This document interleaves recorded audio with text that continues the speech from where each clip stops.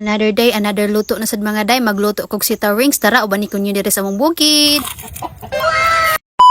For to this video mga day, kay Fermi magkakita ni sa Facebook, sa TikTok, sumao magluto ta daring dapita mga day. Pinalit ra na ko ni sa merkado ang sitaw or batong mga day, kay wa pa man nga atong bato. Kani akong paagi mga day, suka usaran ako siya gihiwa din tusukan din ako diri og tukog. So limpyo ni siya nga tukog kay bag-o na ko ni siyang kinuha sa punuan. Na-forma na siyang circle darang dapita mga day. So same process ra gihapon mga day, ato siyang tungaon din Picasso na to siya niya tusukon sa tukog. Tinuod jud ilang giingon mga day nga hasol kay ning trabaho, dugay kay mahuman. Dinligoon na to siya sa crispy fry mga day, so dili na need siya timplahan. Una, baso na to siya sa itlog kay para mo pilit bitaw ang crispy fry ani. Una day ning ligoon sa crispy fry kay naligo naman na to siya sa itlog. Ang kanindot aning crispy fry kay dili na nimo need timplahan kay naanam siya timpladaan. Human og ligo sa atong crispy fry, lugo na sa nato sa itlog. Then usa pa diri sa ato ang breadcrumbs. Para mo pilit gihapon natong breadcrumbs ba kay basa man ang itlog ani. Grabe kay madugayan kay mo pilit yun siya sa kamot mga day, mapuno na lang imong kamot og breadcrumbs. Mao din ni tanan akong nahimo mga day, so gamay ra gyud siya diring dapita. Ug ready to prito na siya diri mga day. Ang gigamit diha kay chinilas kay nahutdan bitag lukay. Nindot bitaw ning chinilas kay dali ra kay siya mahaling niya. Butanga di pakaw sus dali ara mo siga oy. Gibutang na day nako dira ang mantika kay para magsugod na tag prito. Kay hinainit naman og gilunod na kog tagsa-tagsa diring dapita, so dali ra jud kay siya maluto. Aya jud ninyo paguda mga day. Mao to kay kusog man kay ang siga sa kayo, ako na lang gikuan kay grabe mo siga ning pakaw mga day oy. Gilunod na day nako ang second batch diring dapita, sus kadali ara bitaw ani maluto. Pila ra ka minutes luto na bitaw siya. Mao nang bantayanan jud kaayo, dili jud nimo pwede biyaan kay mapagod jud siya mga day, di siya makaon. Og third batch jud atong naluto diring dapita mga day, kay dili jud na pwede lutoron. Dili bay na lutoron kay para maluto jud bitaw ang tanan. O di ba pagkaluto niya mga day, mura ra siya di sitaw. Nang suwayin na po ninyo mga day, sure ko ganahan jud inyong mga bata ani. Kay kasagaran ba sa mga bata kay ganahan jud og fried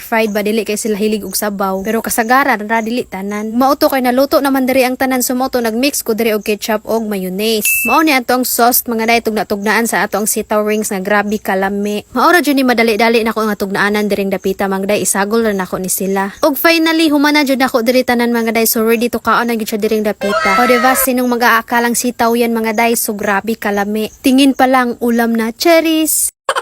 Syempre, tilawan na jud nato derang dapita mga day. So pwede ra gyud siya pang snack mga day, pwede pa gyud pang sudan. So unsa pa inyong gihuwat pag himo na sad mga day. Samtang ga-edit ko ani ron mga day, galaway sad ko diri mga day. Nagtuo mo kamo ray galaway sad ko diri. Kay ganiha pabay ning buntag mga day. Nakaana gud ko nga magluto jud kog usab ani, bahalag hasol kay siya lutoon basta mukaon jud ko ani. Ang nakahasol niya mga day kanang bitang paghiwa sa sitaw niya pag circle ni ini, so dugay kay siya ana siya nga part dugay kaayo. Ug nahuman na gani magporma derang dapita mga day. So dali na lang gyud magprito na lang ka. Minawa ninyo, grabe ka crispy basta bag-o bitang loto.